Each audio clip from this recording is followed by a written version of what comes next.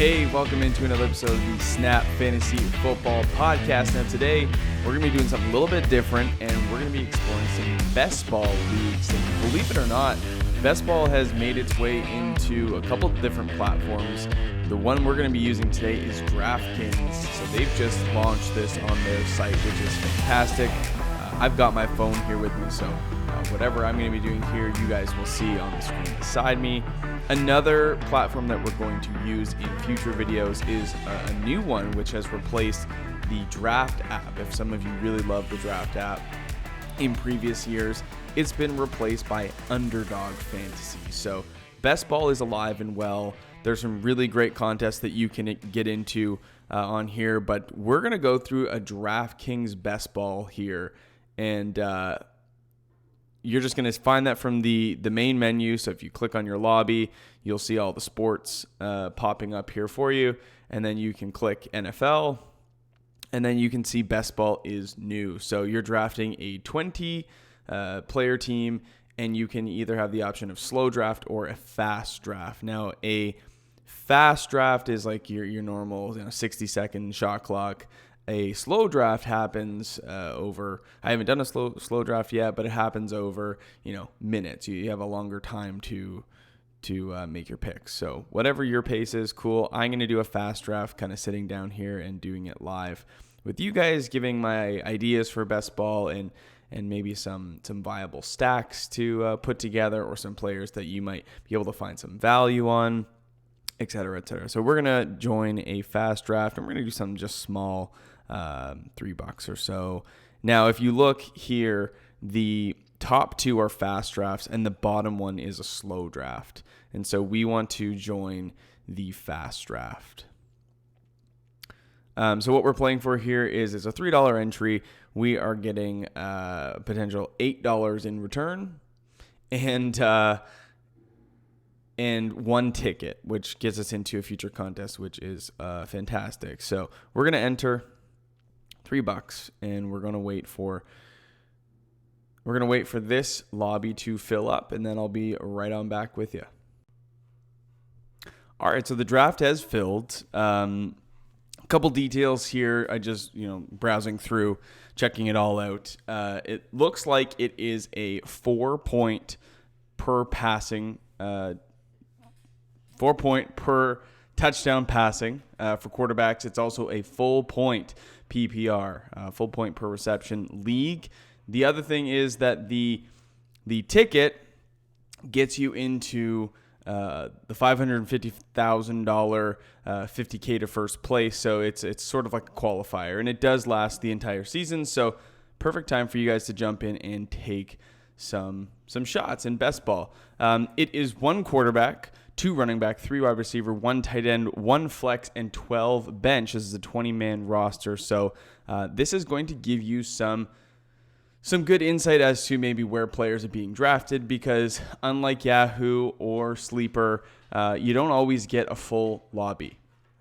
And sometimes drafting with computers does affect ADP, and you might get values on players that aren't actually true. So in this case, you're at least drafting with everybody, all, I would assume all people, and people are paying money to be in these contests. So the nice thing is they are going to put their money where their mouth is, and you're going to get a better sense of where players are actually being valued versus just a computer drafted players. So anyways, my name's Mack. I'm one of the hosts of the the Snap Fantasy Football Podcast.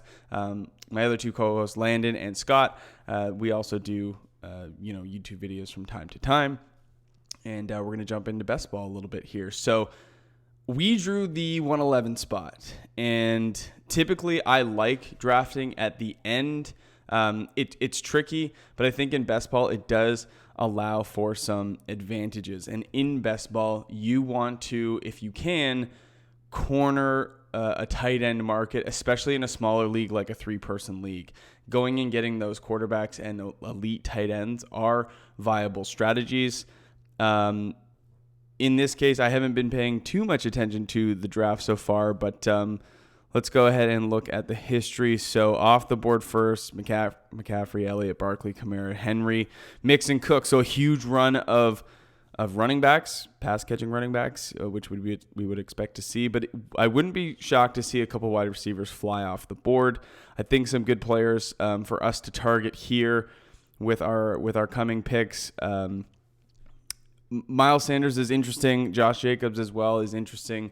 Josh Jacobs trending to be a little bit of a better play out of the gate than Miles Sanders. Miles Sanders does have a lower body injury right now. You'll see that Q beside his name.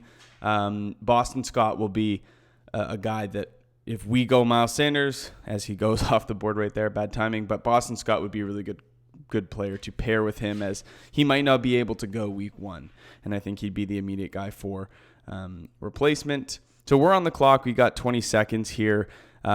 Really hard to get away from running backs, but virtually no wide receivers have gone. I'm going to take a guy who I think will have, again, a solid year, and I'm going to go ahead and take my man, Devonta Adams. Now, I know what you're saying, Mack. Aaron Rodgers isn't throwing the ball like he used to, and they just lost Devin Funchess.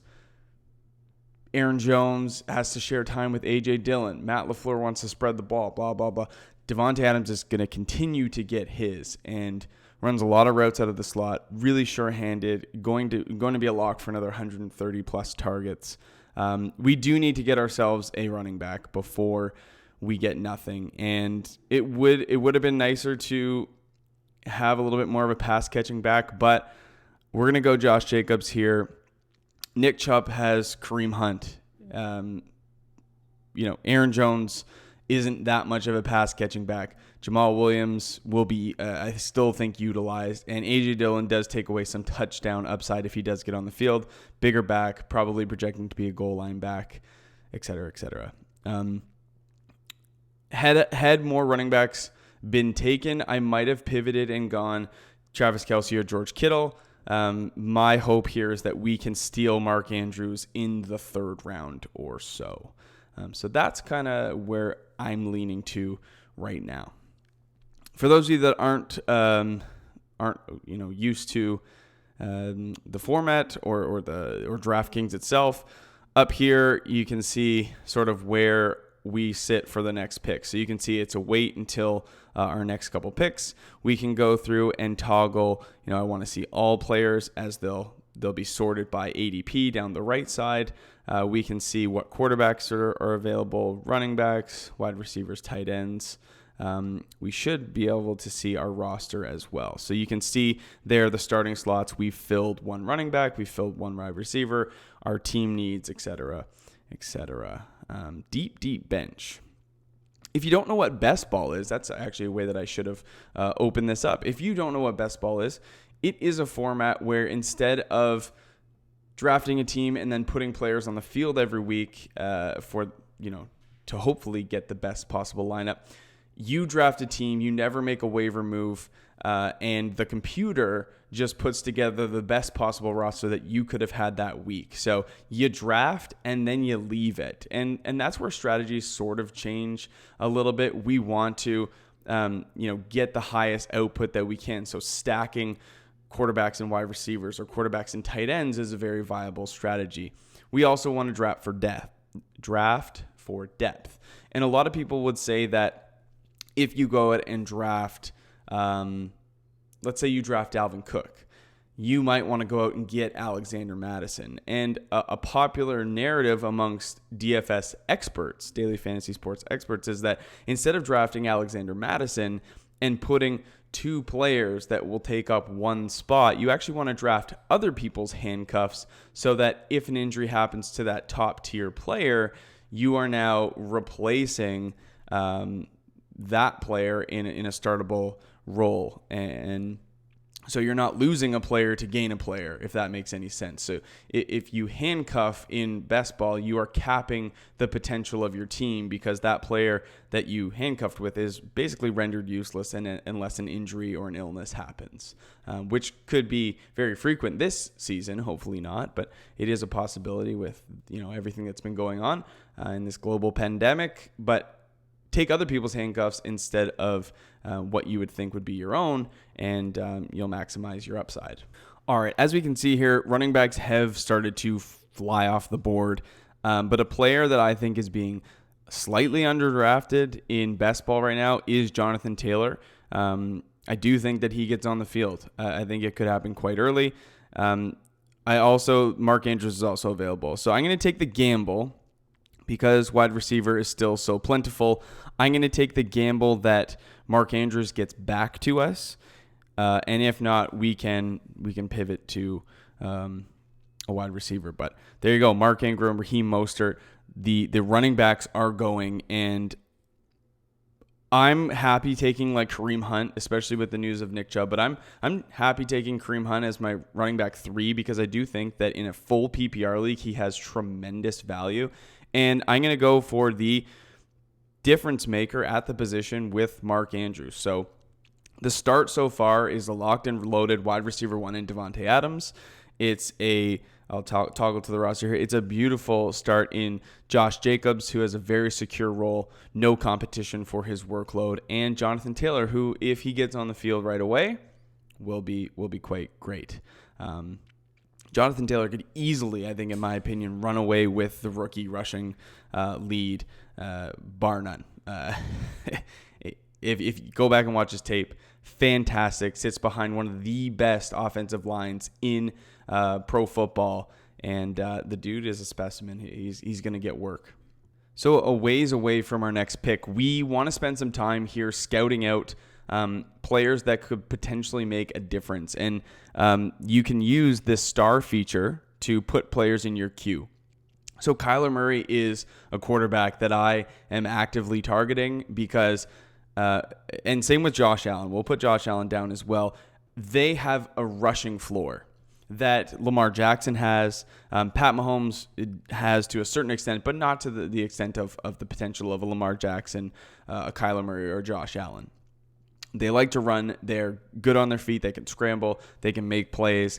And if Kyler Murray slips, because every draft that you do is different, if Kyler Murray slips into the area of my next couple picks, I'm going to probably take him because, again, I think he's a difference maker. And in best ball, you want difference makers.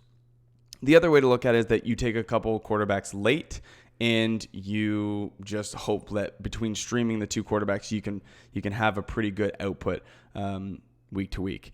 I like to take advantage of the mobile quarterback if they fall. A late round stash is Cam Newton, if you believe in that. News this week said that Bill Belichick stated that there might be more of a quarterback carousel between Newton and Stidham than most would like to see, but that is the Belichick way. Use as many players as you can. It is what it is, but it's not great. So at quarterback, those would be the guys that I'm targeting. Later down the road, I like Matt Stafford, Daniel Jones, Baker Mayfield. Those are all great. At the wide receiver position, I think a bunch of these guys are going to go before our next pick. Jarvis Landry is super safe. DK Metcalf has a ton of upside, as does Terry McLaurin. Be interesting to see what happens with Washington if Alex Smith finds his way back onto the field. He did make a full recovery, and he is ready to play. He's cleared. Doctors have given him the green light, so that's going to be an interesting situation. I think does mean good things for McLaurin because I don't fully trust Dwayne Haskins. At running back here, Melvin Gordon is still on the board, and starring a couple of these running backs here that I do believe in this year. Swift, Akers, Dobbins, I think those are good guys to take shots on, but I already took Jonathan Taylor, and I don't want to take on more risk, inherit more risk by taking another rookie player that might take time to get on the field. The only one that's locked and loaded right now is Clyde Edwards-Helaire. Kareem Hunt and James White, also really good players in PPR. I think with the news of Sony Michel trending to, or he is on the pup, and Lamar Miller, who they just signed, is also on the pup to start the year. We're gonna see what happens there. James White could be a really nice play. So I'm gonna go back to QB, and Kyler Murray is still on the board, as is Prescott, Watson, Allen. So I do want to take them, but if I can get greedy and go one more round, I'm gonna do so. DK Metcalf, Landon did a video. He's doing a video actually coming out tomorrow on the Seahawks wide receivers. Tyler Lockett and DK Metcalf had 71 red zone targets last year, which is out of this world. It's crazy. And so, I just, there's so much red zone opportunity for those two. DK Metcalf, I believe, will take a step forward and be quite great. So I'd like to go maybe Ronald Jones, but I think Kareem Hunt or James White gets back to me here. So I'm going to take I think probably a top 3 option this year if things pan out the way that we think in Kyler Murray. Kyler Murray's going to be great. And so in the 6th round, I feel great getting Kyler Murray. I think that's about where you can get value on him. Any further, I don't think that's where he's going to drop to. But I am surprised with this lobby to see, Dak Prescott, Deshaun Watson, Kyler Murray still left. But again, people are drafting quarterbacks later and later, and I think that strategy is very viable. But at a certain point, you have to reach and take the value and be the one to start that run. And I think that in the 6th round, taking Kyler Murray there makes a lot of sense for me. So the team right now is Kyler Murray, Josh Jacobs, Jonathan Taylor, Devonta Adams, DK Metcalf, and Mark Andrews. 2 positional advantages with Kyler Murray and Mark Andrews. Really, really liking the start of this team. And I think with guys like Kareem Hunt and James White in the next round, hopefully they fall and I can take them as running back 3s and also grab another wide receiver. Now, wide receiver position is so deep. Year over year, it's deep. And if you think about it, there's 2 to 3 startable wide receivers on every single team. I mean, some offenses are more pass happy than others. But when you think about 32 teams, 3 players, a team that are viable, that's 90 plus players that you can choose from. The same thing doesn't exist with running backs and especially tight ends as well. So taking running backs early and investing capital into wide receivers late is the way that I prefer to draft. Now, you have to react to the draft, and if 9 or 10 running backs go to start your draft and you're like me sitting in the 11th, you might have to take your Devonta Adams because that's where the value lies. Best player available right there is Devonta Adams. So you have to stay water and not stick to one strategy, but invest capital in running backs early, grab that value late on wide receiver, and you should be able to build yourself a nice little roster. Another thing that people do when they get into best ball drafts, they fill out their roster, they get their quarterback, their 2 running backs, their wide receiver, and then they think, oh, I've got to draft a tight end to fill out my roster. Not the case. If you're a late round quarterback or a late tight end strategist, get as many running backs and wide receivers as you can before you draft those late round quarterbacks. Because again, you want depth in these leagues. You want, in the case of injury, you want players to be able to step up. You want to try to keep that ceiling high because the floor is going to be there with a roster of 20 and you getting to sub in players based on their performances. Just get that depth. Build that depth up. Don't fill out the roster. Build the depth. Who are we targeting? So James White's still on the board. Kareem Hunt did go. And it would have been really nice to have him come back. But I'm not opposed to taking James White here. I know some of you are going to say, like, really? Like James White? Yeah. I think James White is a solid pick. Stephon Diggs is at the end of a tier for me at wide receiver, and I do need a wide receiver 3. So I'm going to take Stephon Diggs. I do believe he is a tier above AJ Green, Mike Williams, John Brown, Brandon Cooks, I do think he is a tier ahead. And James White did go. So that ends up hurting us a little bit. And we're relegated to picking from the bottom. So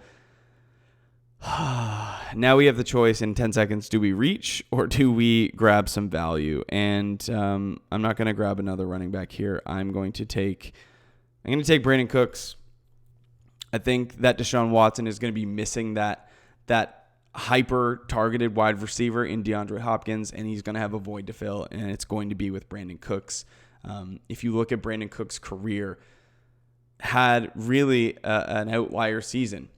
Finished as the wide receiver 61, but in his first 4 seasons with the Patriots, the Saints, never finished worse than wide receiver 14, I believe. So, I mean, the guy is a fringe wide receiver 1, has been most of his career, struggled with some concussions, and I know that's a point of concern. But Brandon Cooks is a fantastic receiver and finds himself in a situation where there is a ton of vacated targets. And you can make the argument it's going to be Will Fuller or Brandon Cooks is going to come up and eat some of those vacated targets.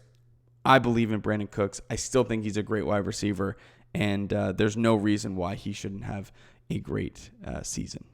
All right, fast forwarding here because it's long between picks. I'm now looking at a spot. I definitely do need to get some running backs onto my roster, and looking here, Kerryon Johnson, Darrell Henderson Jr., Latavius Murray, and Chase Edmonds all available. And in a best ball league, I'd be happy to have them. I do think that Latavius has some goal line upside. Kerryon and Henderson have equal opportunities in their roles with incoming rookies. Not really much going on at the wide receiver position that I'm thrilled with right off the bat. So I'm going to go for the better offense, and I'm going to take Darrell Henderson. I know the argument's there. They took him. They took him in the 3rd round last year. They reached on Akers this year, and there's probably going to be between Brown, Henderson, and Akers a running back by committee, and that's fine. I'm okay taking some shots. There are some guys I believe in later. Zach Moss, Boston Scott, Adrian Peterson projects to be a starter at the moment. A.J. Dillon has some goal line upside. So I'm going to go back and see what we have at wide receiver, and one of the you know what? N'Keal Harry is a guy that I love and I think has a ton of upside. Now, some of you probably saying, Mack, why didn't you take Deebo Samuel? Clearly the best player available. Well, Deebo Samuel is going to be out. It looks like he's going to be on the PUP to start the season, which means he'll miss the first 6 weeks. If he's taken off the PUP before the season starts, he can come back at any time. But it does project to be a couple weeks based on what Kyle Shanahan has said recently. So going back over the roster, Kyler Murray, Josh Jacobs, Jonathan Taylor, Adams, Metcalf, Diggs, solid trio there. A good mix of floor and upside. Metcalf and Diggs are the type of players who have the explosiveness to break one off downfield or shed a couple tackles. DK Metcalf for sure. And Metcalf has a huge red zone presence, not only because of his physicality, but how much Russell Wilson likes to throw the ball inside the 10 zone within 10 yards of the goal line. So those 3 I really like. Mix of upside. Mark Andrews projects to be a top 3 tight end. And then Cooks, Henderson, Harry. N'Keal Harry was drafted in the 1st round last year. Suffered, missed time. First 10 weeks he was out last year. Came in a championship run with a veteran quarterback. Wasn't targeted by Tom Brady like people expect, but has been working out with Cam Newton. And if Cam Newton's still around, I might look to stack up Newton and Harry because I do think that combo is going to connect several times this season. I also might look to stack later when it gets deeper, like Kyler Murray with an Akeem Butler or Andy Isabella, someone who can have a big game. And if it only gets me one big game throughout the season, that's going to be worth it. Because most likely if Kyler Murray hits Andy Isabella for an 80-yard touchdown, it's going to be a good day for Kyler Murray with his rushing floor and then a bigger play like that. Definitely something that I want to get a piece of. All right, flash forward here again, back on the clock. Now I do have some running backs I'm still interested in. Kerryon, Chase Edmonds, Zach Moss, Scott, Peterson, Dillon. So I think some of those guys are going to get back to me. But looking tight end and quarterback, guys are going off the board that I'm not in love with losing. And so I'm going to go with Dallas Goedert. And Mike Gesicki is definitely at the top of my list as well. With the amount that Philadelphia runs 2 tight end sets and how I believe they run 52% last year tight end sets, most in the league. And when they run those, they pass the ball to the tight end position more than they run running plays. So with Zach Ertz and Dallas Goedert, an elite tight end pair, I believe that Dallas Goedert does have a lot of upside again. When you factor that in with a rookie wide receiver in Jalen Reagor coming in, expected to carry the load with Alshon Jeffrey out, they're going to need their tight ends to move the ball. And if Miles Sanders isn't on the field to start the year, that is another reason to use those tight ends on shorter intermediate routes. So I like that. I also like Mike Gesicki because Devontae Parker and himself project to be the only ones in the offense catching the ball. With Albert Wilson out, Preston Williams still recovering from that torn ACL. I could go Mike Gesicki. However, I think that with Baker Mayfield and Cam Newton still on the board, those are guys I like a lot as well. I also love Jared Goff. I'm going to get risky here, and I'm going to go Cam Newton, stack him up with N'Keal Harry, and use that rushing floor that I hope Cam Newton still has as the ability to have bigger games. And so, at this point in my draft, I'm looking for not floor players, because revisiting the roster, we have a lot of players that are going to give us a solid weekly floor. But what we want now with our remaining, what do we got here? Our remaining 8 picks, we need upside. We need players with big ceilings. We need those McCole Hardman plays. We need, the Chase Edmonds. If anything happens to Kenyon Drake, we need the 3-down skill set that Cliff Kingsbury says he sees in Chase Edmonds to come to fruition. We need it to happen. So that's going to be the goal with the remaining players here. You can see that I have more players than I need at each of my positions. I've built some depth already, and I'm going to choose to continue to do so. But having upside in mind is going to be key. So at this point in the draft, I think because it's starting to get a little bit more muddy, the players aren't as attractive, you need to go down the active players list and you need to start starring players. And then if you look at the 3 lines on the right, you can actually pick players to move up. So, I missed Curtis Samuel. I started him late. I can drag and move him up to a position where I would say, I would draft Curtis Samuel over X. And Devonta Freeman, that's a later play. If I want to, take that shot, I can do so. Build it up and then reference these players. So, for example, I go back to the list. I see that a couple players I'm interested in are next up on the block, and they're going to most likely be taken by other people. So, I think Curtis Samuel does provide a ton of upside, but so does Baker Mayfield. And I think having a third quarterback is going to be great for me. If there's any injury that happens, I can use Baker Mayfield over Kyler Murray, over Cam Newton when he has those bigger games, because we do project this Browns offense to eventually get moving. And I think it does end up happening. Curtis Samuel is a no-brainer for me here. Chris Herndon is a player that projects to be the starter as far as Adam Gase tells us. We've been waiting for him to get on the field and really hopeful for when he does that big things do happen. We'll have to play that one out and see how it goes. But he's also an attractive piece as he goes off the board there. I'm gonna flash forward and come back to you when it's my pick. All right, we are back up on the clock right now, and Boston Scott has made his way back to us. So I think that's going to be an easy draft. no problem. You can see he's well outside of his ADP, should have been taken by now. Boston Scott, the questionable beside his name, he is day to day. But his counterpart, Miles Sanders, as I've already said, is injured. He's listed as week to week. So he might not start the season. And I know what you're thinking right now, Mac, like your running backs aren't great. It's the way the draft kind of fell to me. I took Devonta Adams instead of taking those earlier running backs and reaching for a lesser valued player. Yes, my team isn't as great, but how many of my running backs are going to outscore Taylor or Jacobs on a weekly basis? Not many. I'm again shooting for the moon here. So I could go Andy Isabella. I could also take a shot on a rookie like T. Higgins, which I'm going to do. I do think that Cincinnati offense gets moving. I do have a lot of faith in Joe Burrow, and not a whole lot of faith that A.J. Green can return to his elite level form.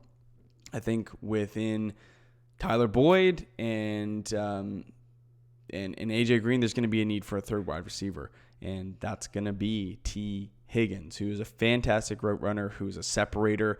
He's an explosive player. I mean, go watch the tape of him at Clemson. The dude can fly. He's athletic. He's got great hands.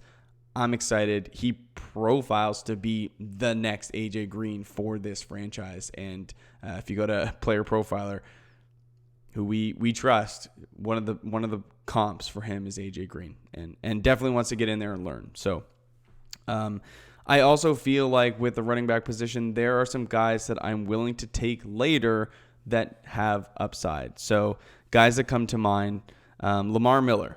It says free agent here, but he was signed by the Patriots, going to be on the active PUP list, but is on the team. Because of Lamar Miller and Sony Michel being out to potentially start the season, guys like James White and Rex Burkhead are going to find themselves on the field, I think, before Damian Harris. They also might look to get somebody else, a la, he just got drafted, Devonta Freeman. I think Devonta Freeman gets signed. He hasn't been signed up until this point because he's wanted too much money, turned down a $4 million offer from the Seattle Seahawks. In turn, they signed Carlos Hyde. So I think at some point Devonta Freeman does find himself on the field, whether it's injury or illness, he will probably be there. But I'm okay taking shots on DJ Dallas, Rex Burkhead, Lamar Miller. I know they're not sexy plays, but they are viable plays in a year where there's going to be a lot of backups probably making their way onto the field. Andy Isabella is still there, and I said that even if I got one big game out of Isabella, at some point I would be pleased, and I think I'm going to take a shot on him, and then I'll probably get a DJ Dallas or a Rex Burkhead. So I'm going to go Andy Isabella, get him on the squad. I had starred Gerald Everett just because I thought if I got Jared Goff, getting Everett would be a nice little stack there in case the Higbee hype doesn't actually pan out. We've got a little Wi-Fi. Oh, no. And this is also why you build queues, because if anything does happen and you have a Wi-Fi issue or you lose power or whatever, it'll draft a player for you next on your list instead of getting whatever it is by ADP. So Gerald Everett doesn't go. DJ Dallas doesn't go. Between DJ Dallas and Rex Burkhead, I think Rex Burkhead gets on the field first. Doesn't potentially have the highest ceiling, but we'll have touchdown upside. So I like Rex Burkhead. He's always there. That's just the way that the New England backfield goes. And with 3 picks left in this draft, I don't feel too bad about this team. Kyler Murray, Josh Jacobs, Jonathan Taylor, Devonta Adams, DK Metcalf, Stephon Diggs, Mark Andrews, Brandon Cooks, Darrell Henderson Jr., N'Keal Harry, Dallas Goedert, Cam Newton, Baker Mayfield, Curtis Samuel, Boston Scott, T. Higgins, Andy Isabella, and Rex Burkhead. Closing out the draft, I want to grab maybe one more tight end, and we haven't looked at the tight end pool in a little bit, so we'll see what's left. Gerald Everett does have some upside, and Jordan Akins or Darren Fells, I mean, one of those guys has to catch the ball for Deshaun Watson, maybe both. Who knows?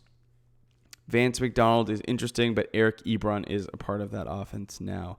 So we'll see.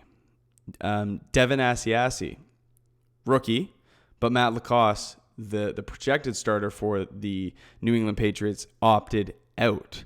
So if Cam Newton decides that he's going to use the tight end, or Bill Belichick finds that there's some viability in Asiasi, that could be a nice little hookup. Jimmy Graham being with Chicago now doesn't really excite me because they have 500,000 tight ends on their roster. Cole Kmet is another guy they drafted, so I'm not thrilled. So hopefully we can get Njoku. I know he has to share some time with Hooper. I'm hoping maybe he'll have a role if they go 2 tight end sets, or he'll get traded. That's a possibility too. Him or Vance probably. I just buy into I don't know. Big Ben and Vance have had some good connections, and Vance has shown that he can have some big games. But as you can see here, the tight end market is getting kind of bare. Maybe we'll fly over and see what's at the. It's getting pretty nasty out here. Devin Duvernay is a guy that has a bigger ceiling, bigger games. Marcus Valdez as well. Herbert Stidham. It's getting bare out here, people. We could grab Lynn Bowden, square up that share. We're gonna go David Njoku. We're gonna go there. I know Austin Hooper's the shiny toy in Cleveland, and it is what it is. Asiasi provides some upside. He really does.